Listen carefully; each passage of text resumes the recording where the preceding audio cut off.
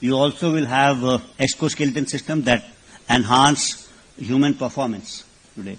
So you can lift up 1 ton of weight because you're having an exoskeletal system. You can run faster than any other human being. So tomorrow you'll have systems like this. So this is going to increase efficiency and reduce human risk during warfare. And hence there will be a propensity to use force because that human element of warfare, that gets reduced. So what's going to happen is in recorded history always there was combat between always 2 human beings. That's what has happened. So there could be, you could be better armed. You could be with the sword, I could be with the lance, you could be with the helmet, I could be with the shield. You could be on a charger, I could be on an elephant. But essentially, the war was between 2 human beings.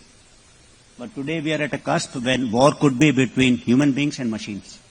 And tomorrow, it could be between machines and machines. And machines that are autonomous, intelligent, and take decisions.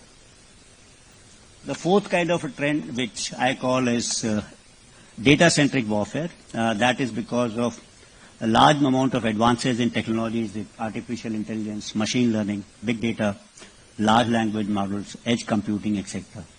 So this is going to large amount of data and their data analytics. So what we are going to happen is, when we said, in the second generation warfare, there was net-centric warfare, in which we relied on information superiority over the enemy.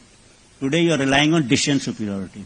So in a war engagement, if there were 10 decisions to be taken for application of force one after the other, in each and every engagement or decision of mine, I'll be better than yours because this is based on better and better data and decisions.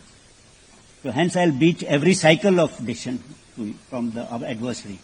So this would lead to digitization of the battlefield and intelligentization of the battlefield in some manner. And this is going to affect the other 3 elements which I said earlier. Sensors, so that the data from that can be analyzed. Robotics, so that automated kind of a kill chains can be produced. Celerity, speed, because unless things are networked, you'll not be able to pick up things faster. So this is going to produce another kind of a revolution warfare, which I said will lead to cognitive or decision superiority. So something similar. Green shoots of that were visible in Operation Sindoor. So, of course, there are many other technologies which are impacting warfare. They may be in space, cyber, quantum, many other. But I have just tried to outline 4 important trends in technology. In each of them, there could be hundreds of technologies, and that's going to affect warfare in future. So I said this third revolution in military affairs is known as convergence, because a number of things are converging together to revolutionize warfare. So because it's a convergence of data-centric warfare, celerity, and remote-centric warfare. It's a convergence of kinetic and non-kinetic, including cognitive, into one domain.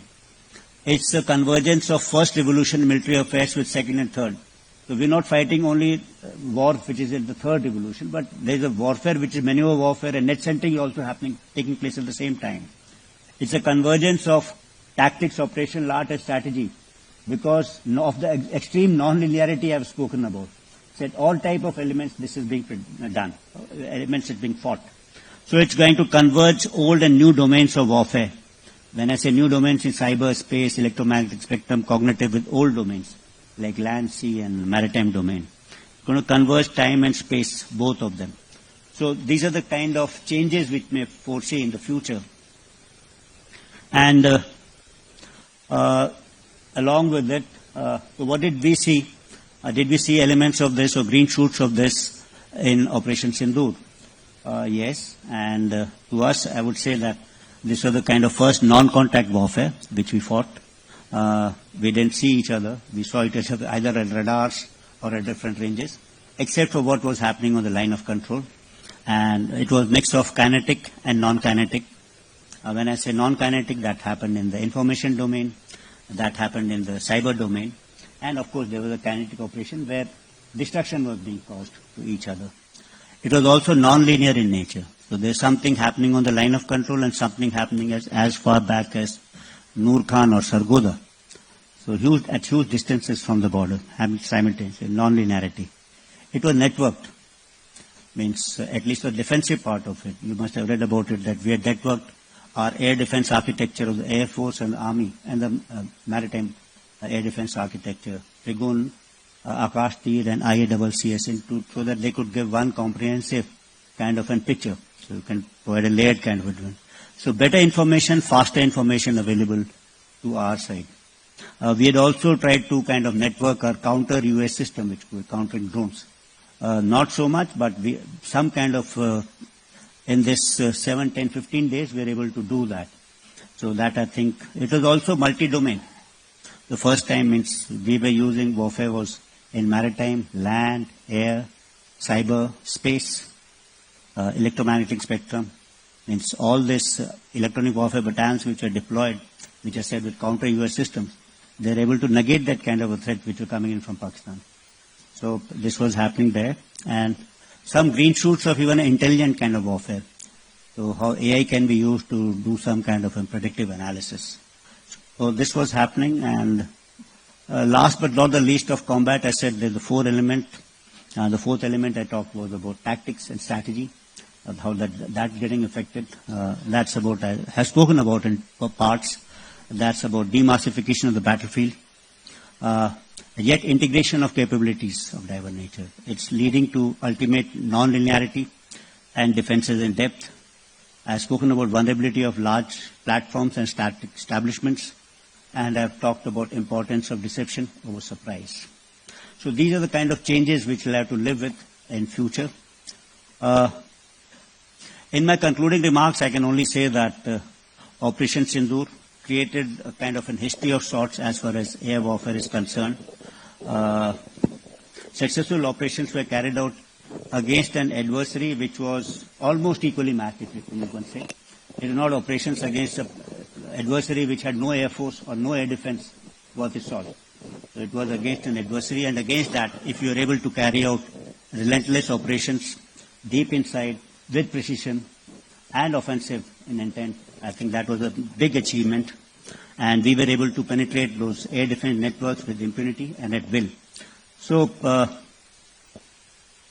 history, because I'm saying this is because exhibition of this particular superior air power was demonstrated against someone which already had some good capabilities in this particular field. So that was all I had to say about future warfare and wars. I hope you get a fair idea as to how warfare is evolving. And this particular preparedness of the armed forces is first about thinking. We should be able to understand where warfare is going so that we can change your tactics, get your equipment profile right, understand, have your organizational structures right, have your doctrines and concepts right. So in this particular thought process, in this whole, it's not the job of only the armed forces, people like me, or this young generation who are going to be doing this probably after 5 or 10 years, but it's also the role of veterans, the academia. Everyone else, it's the whole of nation to understand where we are evolving, what's happening, so that we are better prepared as a nation to take on these kind of challenges. Thank you everyone for this patient hearing.